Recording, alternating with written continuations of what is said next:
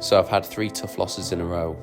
I've always struggled to know which statement I feel more strongly towards.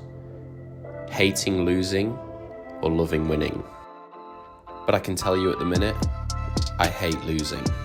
So I was just determined to get on court and work as hard as I could and get back to winning ways. I'm going to train hard physically to make sure I can sustain my level over long matches. The demands of tennis are high, and there's a lot of work that needs to be done behind the scenes. I'm going to shift my mindset to everything to gain and nothing to lose, to be as aggressive as I could with my court position, sticking to the baseline wherever possible, and moving forward to take on volleys. One of the strongest things about my game is my ball striking, so I'm really going to use it. I'm going to use big clean hits to put pressure on my opponents. So I have 1 week until my next tournament to sort things out. I don't have a lot of work booked in, so it leaves me with a lot of time to train for myself. I'm going to start by structuring my sessions like this. Just a quick 5-minute warm-up, up and down the middle, trying to find the depth, staying loose, relaxed, using my body on every ball, and then building this into some movement patterns to really get some volume in the legs. So a lot of movement side to side until my sparring partner drops one short, and then I'll move up to it as quick as I can to practice the transition to the net. My goal is to make the training as close to a match as possible. The biggest weapon in tennis is taking away time. It means you don't have to take big risks by hitting the ball harder, but it means you have to be really light with your footwork and quick onto the ball, and you have to be really sharp mentally to spot the opportunities and take advantage of them. To do this, you have to be brave and move up the court, and not sit back in a comfortable position behind the baseline and wait for your opponent to miss. It involves taking the initiative and leads back into the mindset of everything to gain and nothing to lose. For me, the best tennis ever played was Roger Federer in 2017. His matches from that year are probably the ones that I've watched the most. I just love how early he was taking the ball. I love how even in the tight moments, he was able to stick to playing this ultra aggressive tennis of the gods level. And from my own experience, I can tell you that it's not easy. Even if you had the skill of Roger Federer, to have the bravery to be able to commit to playing that aggressive in those moments when it means so much, it's pretty difficult. I'd say that would be the biggest inspiration behind how I want to play. I was really keen to get back and work on my net game. In the matches that I'd lost, I'd barely approached the net. My goal was to spend more than half an hour a day volleying, and not just stood static at the net either. I'd be working on approach volleys from behind the service box, finishing volleys when I got closer to the net, drive volleys, smashes, and a lot of work on the transition, from hitting ground strokes to then volleys. I think there's a big misconception in today's game that everyone just seems to rally from the baseline. It's not actually true. From my experience at Wimbledon, I can tell you that a lot of players were working on moving forward as much as possible. So it's definitely a huge part of today's game, and I think something that's vital if you want to be considered a great player.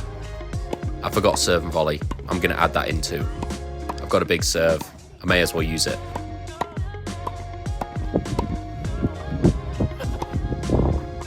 And whatever you call this.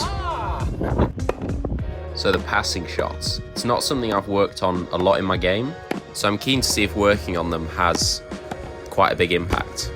Normally in the matches I'm more of the aggressor, so I don't get loads of opportunity to hit passes, but I know as I go up the levels, players are going to play more aggressive.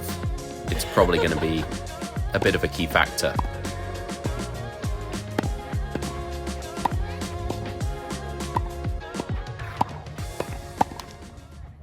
So after an hour and a half on my first session, it was time for a quick break, a little bit of hydration, and then time for the session with Ella.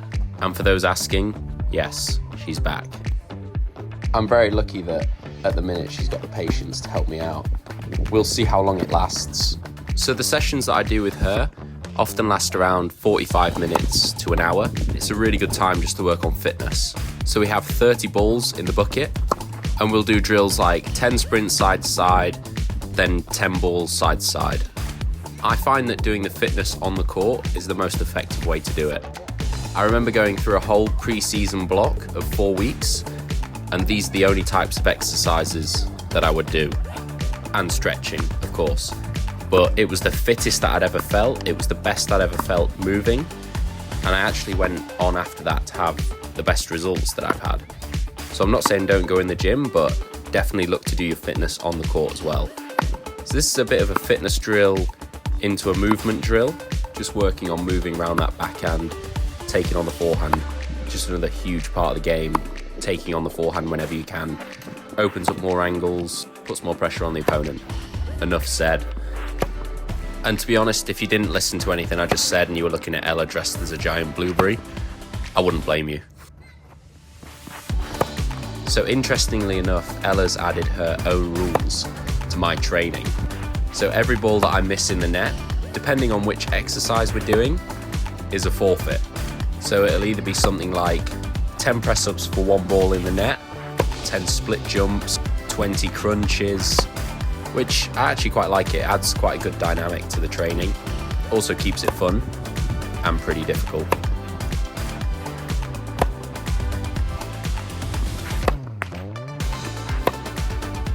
And here are my forfeits. 20 explosive lungy things on each leg, which after a long session is harder than it looks. That explains why I'm not jumping very high. And then 30 press-ups, inclined with the bench. And these actually weren't too bad. I felt pretty comfortable doing these. Definitely could have hit a few more balls in the net. Probably the most important part of any training session, the serving. The easiest thing to practice by yourself, with probably one of the biggest benefits. At the moment, I'm really working on my serve rhythm, trying to keep the toss and the racket take back at the same speed, and the ball toss in the same place on every serve to ensure that my serve is as difficult to read as possible. Just making tiny adjustments with the wrist for the direction of the ball.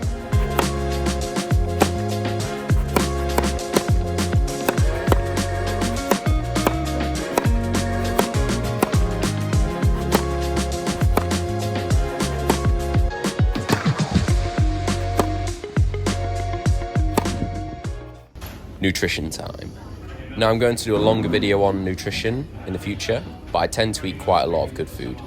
So on to the third session of the day, the on-court fitness.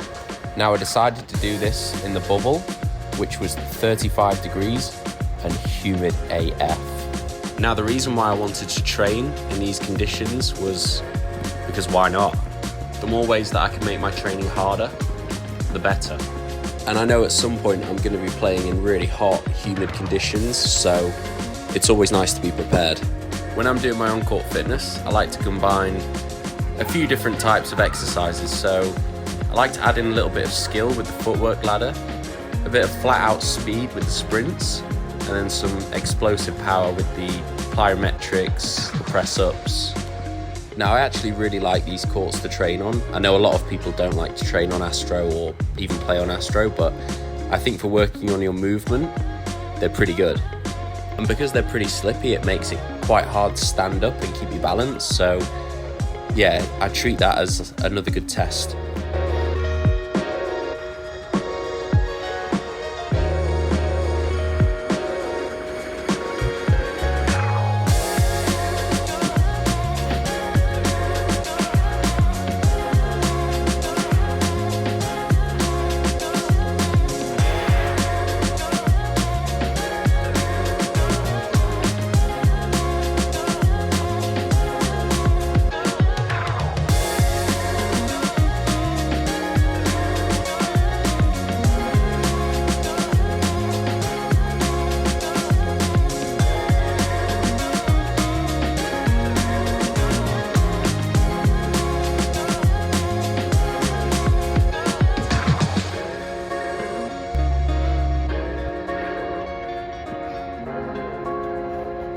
So I finished up with the on-court fitness and then headed home for some more nutrition. Ella's still dressed like a blueberry. Luna begging for more food. She ain't getting nothing from me. Nailing my food.